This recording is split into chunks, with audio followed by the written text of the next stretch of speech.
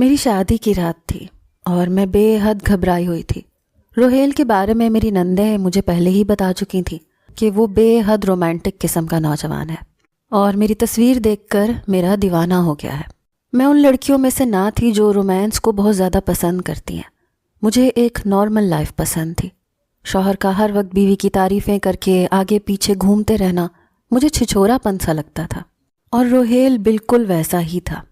شادی کی رات اس نے میری تعریف کے لیے سیدھے سادے لفظوں کے بجائے ایک غزل مجھے سنائی تھی۔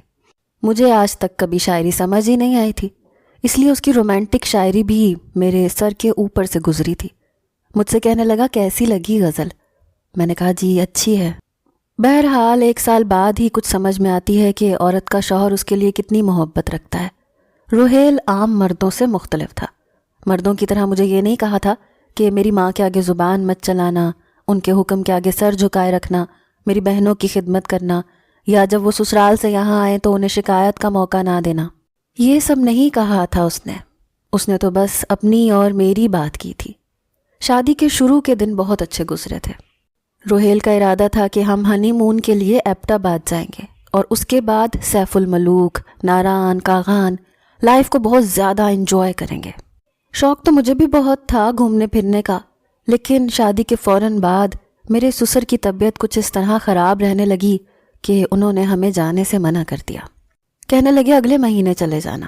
ایک تو شادی پر خرچہ بھی بہت ہو چکا ہے، اب میری بیماری پر بھی آج کل ہسپتال پر پیسے لگ رہے ہیں۔ اصولاً تو اس بات پر میرا موڈ بہت خراب ہونا چاہیے تھا، لیکن میں بالکل نارمل تھی۔ البتہ روہیل کا موڈ بے حد خراب تھا۔ کہنے لگا یہ بھی کوئی بات ہوتی ہے، سب لوگ شادی کے فوراً بعد ہنی مون پر جاتے ہیں، 1 مہینے بعد کون جاتا ہے؟ میں نے کہا روہیل کوئی بات نہیں، ابا کی طبیعت ٹھیک نہیں ہے، ہم اس مہینے کے بعد چلے جائیں گے۔ میرے پیار سے سمجھانے پر اسے بس ایک ہی کام آتا تھا، مجھ سے محبت بھری باتیں کرنا۔ خیر مجھے بھی یہ سب اچھا لگتا تھا، لیکن 1 مہینے بعد جب میرے سسر کی طبیعت کچھ بہتر ہوئی تو ہمارا اسلام آباد جانے کا پروگرام بنا، تو اچانک سے میری طبیعت بہت خراب ہو گئی۔ میری تو الٹیاں ہی رکنے کا نام لے رہی تھی، جو بھی کھاتی تھی فوراً سے نکل جاتا تھا۔ میری ایسی حالت پر سب سے زیادہ اریٹیشن میرے شوہر کو محسوس ہوتی تھی۔ میری ساس مجھے ڈاکٹر کے پاس لے گئی، اور جو خبر ڈاکٹر نے سنائی وہ میرے لیے بہت زیادہ خوشی کا سبب تھی، کیونکہ میں 1 مہینے بعد ہی امید سے ہو گئی تھی۔ لیکن ڈاکٹر نے مجھے سفر سے منع کر دیا تھا۔ کہنے لگی تمہارے لیے اسلام آباد اور مری جیسی جگہوں پر جانا خطرے سے خالی نہیں ہے، پہلی پریگننسی ہے، احتیاط بہت ضروری ہے، اگر ایک بار مسئلہ ہو گیا تو پھر ہر بار مشکل ہو جائے گی۔ میں تو ان چیزوں سے ویسے ہی بہت گھبراتی تھی، اس لیے میں نے کہا کہ مجھے کہیں نہیں جانا۔ میری ساس کو بھی یہی بہتر لگا، لیکن جب یہ خبر روہیل کو معلوم ہوئی تو اس نے تو شور مچا کے رکھ دیا۔ کہنے لگا اتنی جلدی یہ کیسے ہو سکتا ہے؟ تو روہیل کی یہ بات سن کر میرے سینے میں سانس جیسے تھم سا گیا۔ اسے کیا لگ رہا تھا میں بری ہوں، بد کردار ہوں؟ لیکن اس کے اگلے جملے نے میری اس بات کی تردید کر دی۔ کہنے لگا اور لوگ ہوتے ہیں 6 مہینے وہ اپنی شادی شدہ لائف کو انجوائے کرتے ہیں، اور ایک ہم ہیں کہ اتنی جلدی؟ کیا چند مہینے بعد یہ سب نہیں ہو سکتا تھا؟ میں نے کہا روہیل اس میں میرا کیا اختیار ہے؟ کہنے لگا دیکھو اس چیز کو اتنا زیادہ ایشو مت بناؤ، ہم ابورشن کروا لیتے ہیں، بچہ چند ماہ بعد پیدا ہو جائے گا۔ میں نے کہا میں کسی قیمت پر اپنے بچے کا قتل نہیں کر سکتی۔ تو پھر وہ کہنے لگا کہ پریگننسی میں بھی تو عورتیں سب کچھ کرتی ہیں، گھومتی ہیں پھرتی ہیں، انجوائے کرتی ہیں۔ لیکن میں نے صاف انکار کر دیا۔ میں نے کہا ڈاکٹر نے سختی سے منع کیا ہے، میں کہیں نہیں جاؤں گی۔ مری کے راستے دیکھیں، سارے راستے پہاڑی قسم کے ہیں، اور اس سے آگے سیف وغیرہ، میں اتنا بڑا رسک نہیں لے سکتی۔ کوئی بات نہیں، جب ہمارا بچہ دنیا میں آ جائے گا تو پھر ہم چلے جائیں گے۔ لیکن روہیل کا موڈ اس بات پر بہت خراب تھا۔ اگلی صبح میری ساس سسر نے بھی ہمیں جانے سے منع کر دیا کہ ایسی حالت میں سفر کرنے کی کوئی ضرورت نہیں ہے۔ میں ان کی بات کو اچھی طرح سے سمجھ گئی تھی، اس لیے میں نے کوئی بھی ناراضگی نہیں دکھائی، کیونکہ وہ جو کہہ رہے تھے میرے حق میں بہتر کہہ رہے تھے۔ البتہ روہیل کا رویہ میرے ساتھ بدلنے لگا تھا۔ اکثر میرا کھٹی چیزیں کھانے کو جی چاہتا، میں اس سے منگواتی تو کہتا مجھے یہ چونچلے بازی پسند نہیں ہے، ایک تو تم نے میرا سارا پلان چوپٹ کر دیا، اور اب تمہیں ان گرمیوں کے موسم میں کینو کھانے کا جی چاہ رہا ہے، کہاں سے لاؤں میں یہ سب کچھ؟ لیکن بات میرے بس میں نہ تھی، کچھ بھی ہضم نہیں ہوتا تھا۔ جس چیز کا میرا جی چاہتا تھا وہ مجھے چیز روہیل لا کر ہی نہیں دیتا تھا۔ ایک بار میں نے اس سے اپنے لیے گول گپے منگوا لیے، لیکن وہ نہیں لے کر آئے۔ میرا دل اتنا برا ہوا کہ میں رونے لگ گئی۔ میں نہیں جانتی تھی کہ میرا دل کیوں اتنی شدت سے گول گپے کھانے کو کر رہا ہے۔ شاید یہ وقت سب پر آتا ہے کہ عورت اپنے اختیار میں نہیں ہوتی۔ میں اتنا روئی کہ پوری رات میری رو رو کر گزری تھی۔ اگلے روز میری سوجی ہوئی آنکھیں دیکھ کر میرے سسر اور ساس نے پوچھا۔ مجبوراً میں نے اپنی ساس کو بتا دیا۔ وہ کہنے لگی، یہ کیا بات ہوئی؟ کیوں نہیں اس نے تمہاری خواہش کی چیز لا کر دی؟ ایسی حالت میں تو عورت کو خوش رکھنا چاہیے۔ اگلے روز میری ساس نے مجھے پیٹ بھر کر گول گپے کھلائے۔ اکثر ایسا ہوتا کہ رات کے وقت میرا جی متلانے لگتا۔ روہیل جیسے ہی میرے قریب آتا مجھے ابکائیاں سی آنے لگتی۔ ایسے موقع پر روہیل کو میری حالت سمجھنی چاہیے تھی۔ وہ اس بات پر چڑھنے لگتا۔ میں اپنے منہ پر ہاتھ رکھ کر فوراً واش روم میں بھاگتی۔ مجھے الٹی ہوتی تو سب سے زیادہ بیزار شکل واش روم سے باہر آ کر مجھے روہیل کی دیکھنی پڑتی۔ میں بالکل بے حال ہو کر بیڈ پر بیٹھ جاتی۔ پلیز مجھے ایک گلاس پانی پلا دو۔ بجائے میرا احساس کرنے کے وہ کہتا، میرا دماغ خراب مت کرو، سارے موڈ کا تم نے ستیہ ناش کر دیا ہے، جب دیکھو تمہیں بس ایک ہی کام ہے۔ یہ کہہ کر وہ اپنا لحاف اٹھا کر سو گیا۔ میں بری طرح ہانپ رہی تھی۔ ایک تو شادی کے فوراً بعد گھر کی ذمہ داری، اور پھر اتنی جلدی پریگننسی۔ میری زندگی بھی تو یکسر بدل چکی تھی۔ 1 مہینے میں کیا سے کیا ہو گئی تھی، اور یہ سب کچھ میرے لیے بھی پہلی بار تھا۔ میں نے اپنے بہتے ہوئے آنسو صاف کیے، بڑی مشکل سے اٹھ کر کچن میں چلی گئی۔ فریج میں سے ٹھنڈا پانی نکالا، گھونٹ گھونٹ پینے لگی۔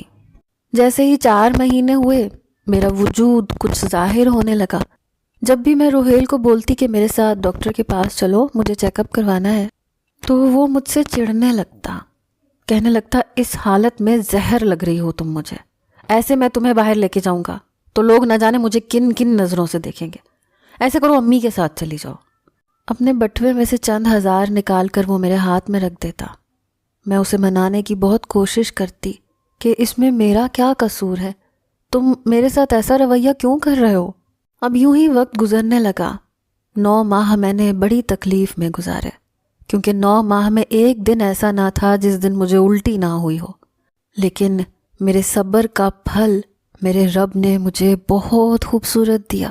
میں نے ایک بیٹے کو جنم دیا۔ اس دن تو روہیل کے چہرے کی مسکراہٹ ہی نہیں ختم ہو رہی تھی۔ سب سے پہلے اس نے اپنے بیٹے کو باہوں میں بھرا تھا، پیار کیا تھا۔ ظاہر ہے اولاد اولاد ہی ہوتی ہے۔ سب لوگ بہت خوش تھے، میری نندیں، ساس، سسر، اور خاص طور پر روہیل۔ میرا بیٹا سی سیکشن سے ہوا تھا، اس لیے مجھ میں چلنے پھرنے کی بے حد تکلیف ہوتی تھی۔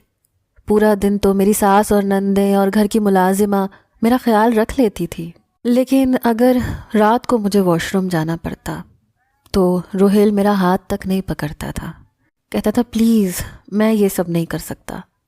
میں بڑی مشکل سے بیٹھتی تھی، اٹھتی تھی، دیواریں پکڑ پکڑ کر سہارا لیتے ہوئے واش روم جاتی تھی۔ پھر یہ بھی خوف ہوتا تھا کہ کہیں گر گئی تو مصیبت آ جائے گی۔ ابھی بھی میں بہت مشکل سے تکلیف کو سہتے ہوئے واش روم سے باہر آ کر بیڈ پر بیٹھی تھی۔ بری طرح سے پسینے سے شرابور ہو چکی تھی، میرا سانس سے سانس نہیں مل رہا تھا۔ بری طرح سے ہانپ رہی تھی کہ میرا بیٹا احمد رونے لگا، شاید اسے بھوک لگی تھی۔ روہیل اسی وقت شاید نیند میں گیا تھا، لیکن احمد کے رونے کی آواز سن کر بجائے اسے پکڑنے کے مجھے کہنے لگا، نور پلیز اسے چپ کرواؤ، مجھے صبح آفس جانا ہے۔ میں نے کہا تھوڑی دیر کے لیے اسے پکڑ لو، دیکھ نہیں رہے میری کیا حالت ہو گئی ہے۔ کہنے لگا بس بھی کرو، یہ بچے سنبھالنا میرے اختیار کی بات نہیں ہے، میں یہ سب نہیں کر سکتا، پکڑو بھئی اسے، عجیب مصیبت ہے، رات کو سونا بھی نصیب نہیں ہوتا۔ یہ کہہ کر اس نے اپنا تکیہ اور لحاف اٹھایا اور کمرے سے باہر چلا گیا۔ احمد روئے جا رہا تھا اور میری حالت یہ تھی کہ میں بیٹھنے سے بھی قاصر تھی۔ بڑی مشکل سے میں نے اپنے پاؤں بیڈ پر ٹکائے اور بہتے آنسوؤں کے ساتھ میں نے اپنے بچے کو پکڑا تھا۔ اسے سینے سے لگا کر میں بھی پھوٹ پھوٹ کے رونے لگی تھی۔ کیا یہ ہوتی ہے مرد کی محبت؟ یہ اسی کی اولاد تھی جسے 9 ماہ میں نے اپنے وجود کا حصہ بنایا تھا، ایک موت کے مرحلے سے گزر کر اسے باپ کا درجہ دیا تھا۔ کیا اس کا اتنا بھی فرض نہیں تھا کہ وہ میری حالت کے پیش نظر ہی مجھ پر رحم کھا لیتا؟ 40 دن میں نے کیسے گزارے یہ میں جانتی تھی۔ بے شک میری ساس بہت اچھی تھی، لیکن 10 دن بعد تو انہوں نے بھی مجھ سے کہہ دیا کہ تھوڑا سا تم بھی کچن میں چلی جایا کرو، روہیل کو تمہارے ہی ہاتھ کے ناشتے کی عادت ہے، میں ناشتہ بنا کر دیتی ہوں تو 100 نقص نکالتا ہے۔ جیسے ہی میں نے 40 دن بعد نہایا، نماز شروع کی، روہیل کا صبر بھی شاید جواب دے گیا تھا۔ نہ اسے میرا احساس تھا، نہ ہی چھوٹے بچے کا۔ اس دن احمر کے پیٹ میں درد تھا، وہ بار بار سویا ہوا اٹھ کر رونے لگتا تھا۔ بڑی مشکل سے میں نے اسے رات کو سلایا تھا۔ رات کے 2 بجے مجھے احمر کو سلانے میں لگ گئے تھے۔ میں خود بھی نیند سے بے حال ہو چکی تھی۔ جیسے ہی احمر گہری نیند میں گیا، میں سونے کے لیے لیٹ گئی، اسی وقت روہیل میرے قریب آ گیا۔ میری آنکھیں نیند سے چور تھیں۔ میں نے کہا پلیز روہیل مجھے سونے دو۔ کہنے لگا بکو مت، 1 مہینے سے بس تمہاری شکل دیکھ رہا ہوں، خبردار جو آج مجھے ذرا بھی نخرہ دکھانے کی کوشش کی۔ وہ رات میری روہیل کی نظر ہو چکی تھی، لیکن مجھے سوئے ہوئے بس 1 گھنٹہ ہی گزرا تھا کہ احمر اٹھ کر رونے لگا۔ اس کی آواز سن کر مجھے ہی اٹھنا پڑا۔ میرا جی چاہا کہہ دوں کیا ساری قربانیاں عورت کے لیے ہوتی ہیں؟ 6 بجے احمر کا رونا شروع ہوا اور صبح 9 بجے تک جاری رہا۔ میں اسے گود میں لے کر کمرے میں چکر لگاتی رہی، تب جا کر وہ سویا، اور میری یہ حالت تھی کہ میں چکرا کر گر جاؤں گی۔ احمر کو بیڈ پر لٹا کر میں کمرے سے باہر نکل گئی، کیونکہ ساس نے بھی رات کو کہہ دیا تھا کہ اب کل سے گھر تم سنبھالو، اس لیے ساس سسر کو ناشتہ بنا کر دیا۔ پھر روہیل کے آفس کی تیاری کرنے لگی۔ پورا دن میرا اب گھن چکر بنے گزرنے لگا۔ رات کو احمر سوتا تو روہیل اپنی بےتابیوں کے ساتھ جاگ اٹھتے۔ کئی بار میں ان سے کہہ چکی تھی کہ میرا آپریشن ہوا ہے روہیل، کچھ تو میرا بھی احساس کریں، لیکن مرد کو شاید ان باتوں سے کوئی سروکار نہیں ہوتا۔ وہ مجھ سے معانقہ کرتے ہوئے کہنے لگتے کہ پھر میرا خیال کون رکھے گا؟ قسم سے بڑی ظالم ہو تم، اتنا چاہنے والا شوہر ہے تمہارا، اور ایک تم ہو اس کی محبت کا جواب محبت سے دینے کے بجائے نخرے دکھاتی ہو۔ میں یہ سب سن کر چپ ہو جاتی تھی۔ دن رات کی ذمہ داریاں سنبھالتے سنبھالتے میں تھک چکی تھی۔ اب تو میرے چہرے کی رونق بھی ماند پڑنے لگی تھی۔ رات رات بھر احمر مجھے جگائے رکھتا، دن بھر سوتا رہتا، دن بھر مجھے گھر کے کاموں سے فرصت نہیں ملتی تھی۔ میری آنکھوں کے گرد گہرے ہلکے ہونے لگے تھے۔ اس پر روہیل بھی مجھے بات بات پر تانے دینے لگے۔ کہتے تھے تم نے کیا ایک ہی بچے میں اتنا ویٹ گین کر لیا ہے؟ کم آن یار، تھوڑا کم کھایا کرو، تمہیں پتہ ہے نا مجھے موٹی لڑکیوں سے کتنی چڑ ہے، پلیز خود کو مینٹین رکھا کرو۔ روہیل نہ جانے کیوں بہت چڑچڑا سا ہونے لگا تھا۔ حالانکہ گھر کی بچے کی ذمہ داری کے باوجود بھی میں روہیل کے آنے سے پہلے تیار ضرور ہوتی تھی، لیکن آج کل اسے مجھ میں بس عیب ہی عیب نظر آنے لگے تھے۔ 1 سال بیت گیا، احمر اب پاؤں پاؤں چلنے لگا، لیکن روہیل کا رویہ یکسر بدل چکا تھا۔ اکثر آفس سے آتے ہی کھانا کھا کر دوستوں میں جا رہا ہوں، دیر سے آؤں گا کہہ کر چلا جاتا۔ میں کئی بار روہیل سے کہہ چکی تھی کہ مجھے اور احمر کو بھی کہیں گھمانے لے جایا کرو کبھی، لیکن وہ سننا ہی نہیں چاہتا تھا۔ آج کل بہت بیزی ہوں، آفس کے کاموں سے ہی فرصت نہیں ملتی، تم امی ابو کے ساتھ چلی جایا کرو، یہ کہہ کر وہ تیار شیار ہو کر دوستوں میں چلا جاتا۔ رات کو دیر سے گھر آتا، کبھی کبھی تو رات کے 2 بجے تک میں اس کا انتظار کرتی رہتی۔ لیکن ایک بار جب وہ گھر آیا تو اس کی آنکھیں مجھے نشے سے چور لگ رہی تھیں۔ گانے گنگناتا ہوا وہ گھر میں داخل ہوا تھا۔ میں اس وقت بہت غصے میں تھی۔ وہ مسکراتے ہوئے میرے گال پر چٹکی کاٹ کر کہنے لگا، ہائے سویٹ ہارٹ، کیسی ہو جانے من، یہ کہہ کر کمرے کی طرف جانے لگا۔ میں نے گھر کا مین گیٹ بند کیا، کمرے میں آتے ہی دروازہ بند کیا۔ روہیل سے کہنے لگی کہ آپ نے کیا تماشا لگا رکھا ہے؟ روز آپ 2 بجے آتے ہیں، ایسے کون سے دوست ہیں آپ کے جو رات بھر باہر آوارہ گردی کرتے رہتے ہیں؟ کیا ان کی بیویاں ان سے نہیں پوچھتی ہیں؟ میرے تپے ہوئے لہجے کو سن کر روہیل بھی سنجیدہ ہوئے۔ کہنے لگے مطلب کیا ہے تمہارا؟ ساری رات تمہارے پاس بیٹھا کروں؟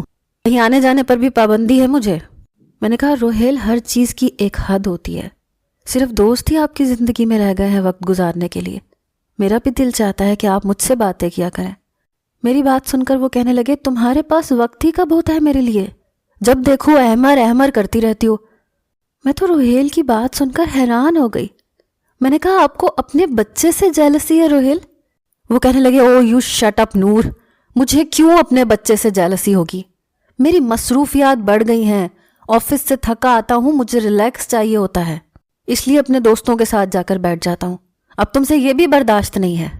یہ کہہ کر وہ اپنے کپڑے تبدیل کر کے سو گیا۔ اگلے ہی روز جب میں اس کے کپڑے دھونے لگی تو اس کی اسی شرٹ کی پچھلی جانب لپسٹک کا نشان دیکھ کر میرے ہوش اڑے تھے۔ میں نے وہ شرٹ ویسے ہی رہنے دی۔ پورا دن میرا دماغ غصے کے مارے کھولتا رہا۔ مجھے یاد آنے لگا کہ اب روہیل نے اپنے موبائل کو پاس کوڈ لگا رکھا ہے، پہلے کبھی نہیں لگایا تھا۔ اب وہ اکثر کمرے میں بیٹھا فون پر ہنس ہنس کر باتیں کر رہا ہوتا تھا۔ جب بھی میں کمرے میں احمر کو سلانے کے لیے آتی تو فوراً سے فون بند کر دیتا تھا، کہتا تھا بعد میں تم سے بات کروں گا۔ جب میں پوچھتی کس کا فون ہے تو گڑبڑا سا جاتا تھا، کہتا تھا دوست کا فون ہے، پھر بات کو بدل دیتا تھا۔ رات کو جب روہیل آفس سے واپس آیا تو کھانا کھاتے ہی مجھ سے کہنے لگا میں دوستوں میں جا رہا ہوں، رات کو دیر سے آؤں گا۔ میں نے کہا آج آپ کہیں نہیں جائیں گے۔ وہ کہنے لگا تمہارا پھر وہی روز کا تماشا شروع ہو گیا ہے۔ وہ غصے سے مجھ سے کہنے لگا۔ میں نے الماری سے اس کی شرٹ نکالی اور اس کے اوپر پھینک دی۔ میری اس حرکت پر وہ کہنے لگا کیا بدتمیزی کر رہی ہو تم میرے ساتھ، یہ کیا حرکت ہے؟ شرٹ اس کے منہ پر جا کر لگی تھی اور پھر زمین پر گر گئی۔ وہ غصے سے مجھے دیکھ رہا تھا۔ میں نے وہ شرٹ پکڑی اور لپسٹک کا نشان اسے دکھایا۔ جیسے ہی اس کی نظر لپسٹک کے نشان پر پڑی، اس کی رنگت اڑی تھی۔ میں نے کہا تو یہ ہے وہ دوست جس سے تم روز ملنے جاتے ہیں؟ روہیل کون ہے یہ لڑکی؟ وہ مجھ سے نظریں چرانے لگا۔ میرا لہجہ بلند ہوا۔ میں نے کہا میں آپ سے پوچھ رہی ہوں کون ہے یہ لڑکی جو آپ کے اس حد تک قریب ہے؟ میری آواز میں نہ چاہتے ہوئے بھی نمی سی اتر آئی تھی۔ میری آنکھوں سے آنسو بہنے لگے تھے۔ میں نے کہا کیا کمی تھی میری محبت میں یا میری وفا میں جس کا آپ نے مجھے یہ صلہ دیا ہے؟ میری بات پر وہ طنزیہ مسکرایا، کہنے لگا محبت؟ پھر میرے پاس آ کر کہنے لگا کون سی محبت کی ہے تم نے مجھ سے؟ اپنے پاس تو تم آنے نہیں دیتی تھی، شادی کے 1 ماہ بعد تمہیں بچہ پیدا کرنے کا شوق ہو گیا تھا۔ میں نے اس وقت بھی تم سے کہا تھا کہ مجھے لائف انجوائے کرنی ہے، ہم خاموشی سے ابورشن کروا لیتے، کسی کو کچھ پتہ نہیں چلتا، بچے کا کیا ہے یار 3-4 ماہ بعد ہو جاتا پھر سے۔ لیکن تم نہیں مانی، تم پر تو دین اترا ہوا تھا، بچہ ضائع کرنا گناہ ہے، تم یہ گناہ کسی قیمت پر نہیں کرو گی۔ نور اگر تمہیں مجھ سے محبت ہوتی نا تو تم میری بات مانتی، ہم اسلام آباد مری جاتے، اپنی لائف کو انجوائے کرتے، میری اولاد تھی نا پھر ہو جاتی۔ لیکن تمہیں میری بیوی بننے سے زیادہ ماں بننے کا شوق تھا۔ پھر وہ مجھے بازو سے پکڑ کر آئینے کے سامنے لے گیا، کہنے لگا دیکھو خود کو، یہ حلیہ ہے تمہارا، کپڑوں سے خوشبو کے بجائے کچن کے مسالوں کی بو آتی ہے۔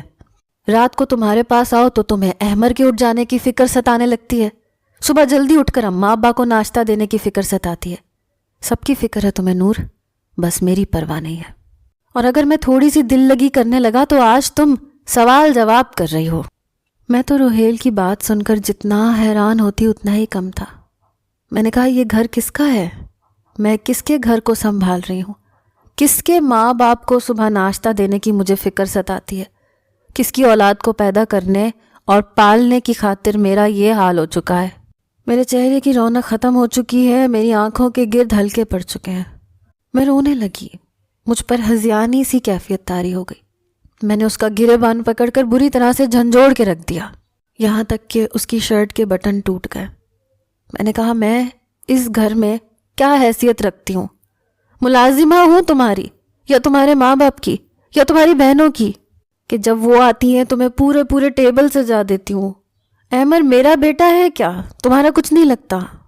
میں نے کہا میں تمہاری بیوی ہوں، تمہارا گھر سنبھال رہی ہوں، تمہارے بچے کو پال رہی ہوں، تم ہوتے کون ہو میرے ساتھ بے وفائی کرنے والے؟ میں نے کہا روہیل میں ان عورتوں میں سے ہرگز نہیں ہوں جو مرد کی اس قسم کی عیاشی کے ساتھ کمپرومائز کرتے ہوئے اس کے ساتھ رہ کر اپنی زندگی کی گاڑی چلا سکے۔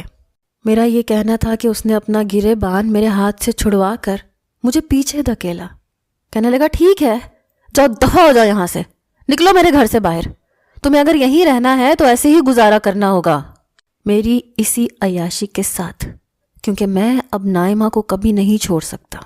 میں تو روہیل کی بات سن کر چکرا کر رہ گئی تھی۔ میں نے کہا ٹھیک ہے۔ میں نے الماری میں سے اپنے کپڑے نکالے، بیڈ کے نیچے رکھے بیگ میں سے اپنے کپڑے ڈالنے شروع کر دیے۔ یہ دیکھ کر روہیل بڑے غصے سے میرے پاس آیا، مجھے بازو سے پکڑ کر کہنے لگا، سوچ سمجھ کر اس گھر سے قدم باہر نکالنا نور، اگر تم گئی تو تمہاری جگہ نائمہ لے لے گی، میں اس سے شادی کر لوں گا۔ یہ سننا تھا کہ میں تو اگلا سانس لینا بھول گئی۔ یہ کہہ کر وہ کمرے سے باہر نکل گیا۔ ہمارے شور شرابے سے احمر اٹھ گیا۔ اب وہ روئے جا رہا تھا، لیکن میں نے اسے چپ نہیں کروایا۔ میں خود بھی پھوٹ پھوٹ کر رونے لگی۔ ہم دونوں کے رونے کی آواز سن کر میری ساس کمرے میں آ گئی۔ کہنے لگی، کیا ہوا ہے تمہیں؟ کیوں رو رہی ہو بیٹا؟ اور احمر کو دیکھو رو رو کے ہلکان ہو رہا ہے، کیوں نہیں پکڑ رہی اسے؟ میں نے کہا، آپ کے بیٹے نے میری زندگی برباد کر دی۔ کیا بگاڑا تھا میں نے اس کا؟ وہ مجھ سے پوچھنے لگی، تمہیں ہوا کیا ہے؟ کیا کیا ہے روہیل نے؟ میں نے کہا، میرے ہوتے ہوئے دوسری عورتوں کے پاس جاتا ہے۔ یہ سننا تھا کہ میری ساس بھی غصے میں آ گئی۔ انہوں نے روہیل کو فون کر کے اسی وقت گھر پر بلا لیا۔ یہ بات اب میرے ساس سسر دونوں کو پتہ چل چکی تھی، لیکن روہیل کی ڈھٹائی کا یہ عالم تھا کہ مجھ سے کہنے لگا کہ تم نے میرے گھر والوں کو بتا کے اچھا نہیں کیا نور۔ بات کمرے کی حد تک تھی، اگر تم کمرے میں ہی رہنے دیتی تو زیادہ اچھا ہوتا۔ روہیل نے غصے میں آ کر مجھے 1 طلاق دے دی۔ کہنے لگا، نور میں تمہیں 1 طلاق دیتا ہوں۔ یہ سن کر میرے سسر نے روہیل کے منہ پر زوردار تھپڑ مارا۔ کہنے لگے، یہ کیا بکواس کی ہے؟ ذرا سی بات پر تم بیوی کو طلاق دے دو گے؟ خبردار جب ایک لفظ بھی منہ سے نکالا تم نے۔ لیکن مجھے لگا کہ میرا سب کچھ ٹوٹ کر بکھر گیا۔ میں فوراً اسی حالت میں گھر سے باہر نکل گئی۔ نہ میرے سر پر دوپٹہ تھا، نہ میرے ہاتھ میں کوئی سامان تھا، اور نہ ہی احمر تھا۔ میں روتے ہوئے تیز تیز سڑک کی جانب جا رہی تھی۔ جیسے ہی میں مین روڈ تک پہنچی، میں نے رکشہ لیا اور اپنے گھر چلی گئی۔ مجھے رات کے اس پہر روتے ہوئے دیکھ کر میرے ماں باپ پریشان ہو گئے۔ میرا بھائی مجھ سے وجہ پوچھنے لگا۔ میں اپنے بھائی کے ساتھ لگ کر پھوٹ پھوٹ کر رونے لگی۔ میں نے کہا، مجھے روہیل نے طلاق دے دی۔ یہ خبر میرے گھر والوں پر قیامت بن کر ٹوٹی تھی۔ بہت لڑائی جھگڑا ہوا تھا روہیل کے ساتھ میرے بھائی کا۔ اس نے کہا کہ میں نے صرف 1 طلاق دی ہے، اگر تمہاری بہن نے اپنا گھر بسانا ہے تو اسے بولو شرافت سے گھر پر آ جائے، ورنہ 3 مہینے بعد دوسری طلاق بھی دے دوں گا۔ میرا بھائی کہنے لگا کہ میری بہن مجھ پر بوجھ نہیں ہے، جہاں تم نے 1 دی ہے وہاں باقی کی بھی 3 دے دو، لیکن اب وہ تمہارے گھر نہیں آئے گی۔ ہر روز مجھے احمر کی یاد ستاتی تھی۔ 1 سال کا تو تھا وہ، لیکن میں نے دل پر پتھر رکھ لیا، کیونکہ اگر میں اسے اپنے ساتھ لے آتی تو روہیل کو کبھی بھی اپنی غلطی کا احساس نہیں ہوتا۔ کوئی بھی دوسری عورت کسی کا بچہ نہیں پالتی۔ 15 دن ہوئے تھے مجھے میکے میں بیٹھے ہوئے، جب میرے ساس سسر احمر کو ساتھ لے کر آئے۔ وہ روئے جا رہا تھا۔ اسے دیکھ کر میرا دل بری طرح سے تڑپا تھا۔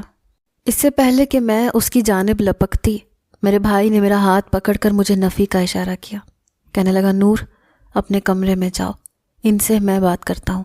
میری ساس کہنے لگی، نور ہمارے ساتھ واپس چلو، کیوں حماقت کر رہی ہو؟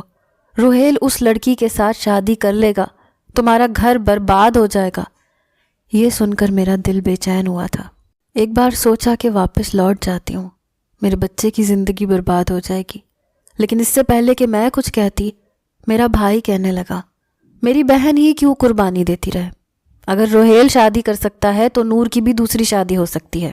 اپنے بیٹے سے کہو باقی کی طلاق بھی دے دے میری بہن کو، میں نور کو اس کے نام پر بٹھائے نہیں رکھوں گا۔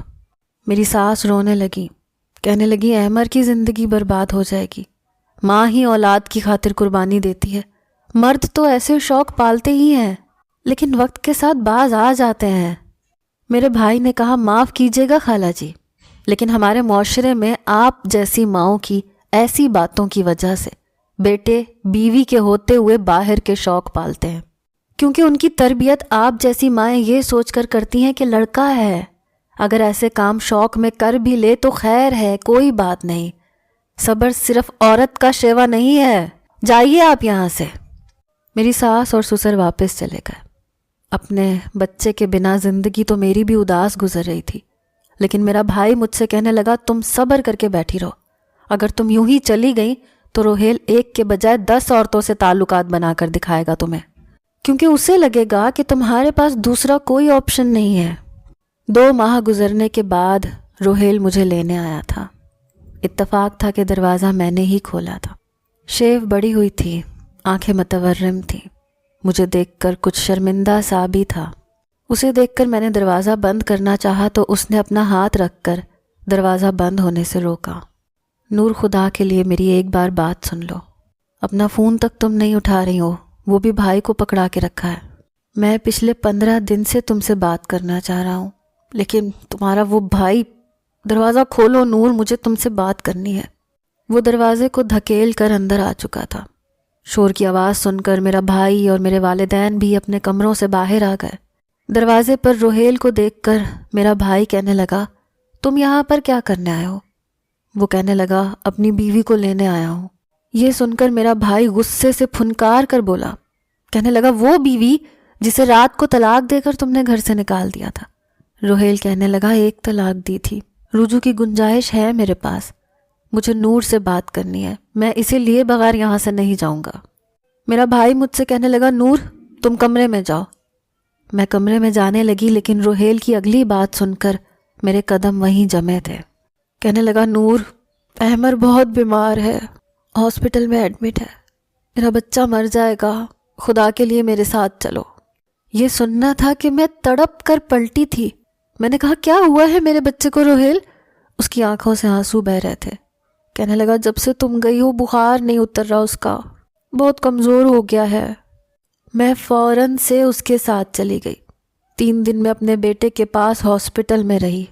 مجھے دیکھ کر اس کے چہرے پر مسکراہٹ آئی تھی۔ بے اختیار میں نے اسے گود میں بھر کر سینے سے لگایا تھا۔ مما مما کہہ رہا تھا۔ میں اسے بے تحاشا چومنے لگی، رونے لگی۔ 3 دن میں اس کی طبیعت کافی بہتر ہو گئی تھی۔ اسے ہاسپٹل سے چھٹی ہوئی تو روہیل مجھے گھر لے گیا۔ میرے ساس سسر بھی خوش ہو گئے تھے۔ رات کو احمر کے سونے کے بعد روہیل میرے پاس آ گیا، میرے سامنے ہاتھ جوڑ کر معافی مانگنے لگا۔ کہنے لگا، مجھے معاف کر دو نور، مجھے سمجھ آ گئی ہے کہ بیوی بیوی ہی ہوتی ہے۔ ہر دوسرے لڑکے سے دوستی کرنے والی لڑکیاں کبھی گھر نہیں بساتی، انہیں صرف پیسہ اور عیاشی ہی عزیز ہوتی ہے۔ میرا تم سے وعدہ ہے، میں آئندہ کبھی تمہارے ساتھ بے ایمانی نہیں کروں گا۔ میں نے کہا، میں صرف اپنے بیٹے کے لیے واپس آئی ہوں روہیل، آپ کے لیے نہیں۔ میری بات سن کر وہ بے چین سا ہوا۔ کہنے لگا، میں جانتا ہوں تم مجھ سے بہت ناراض ہو، تمہیں ہونا بھی چاہیے، لیکن نور مجھے ہر حال میں تمہارے ساتھ رجوع کرنا ہے۔ 3 مہینے ہونے میں چند دن بچے ہیں، پلیز انکار مت کرنا۔ پہلی طلاق کو 3 ماہ ہونے والے تھے۔ روہیل کو اس بات کی بے چینی تھی۔ میں نے اسے انکار نہیں کیا، لیکن میرے دل میں اس کے لیے اب وہ محبت بھی نہیں رہی تھی جو پہلے کبھی ہوتی تھی۔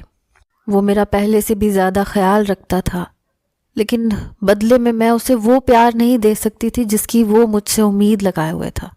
میاں بیوی کا رشتہ ایسا ہی ہوتا ہے، کسی شیشے کی مانند۔ ایک بار دراڑ آ جائے تو کبھی پہلے جیسی مضبوطی نہیں رہتی۔ میری خاموشی روہیل کو کھلنے لگی۔ بار بار کہتا، نور تم پہلے جیسی نہیں رہی، لیکن میں اسے جواب نہیں دیتی تھی۔ مرد کیوں یہ سمجھتا ہے کہ وہ کچھ بھی کر لے بیوی اسے ہمیشہ معاف کر کے پہلے جیسی محبت دیتی رہے گی؟ ایسا نہیں ہوتا۔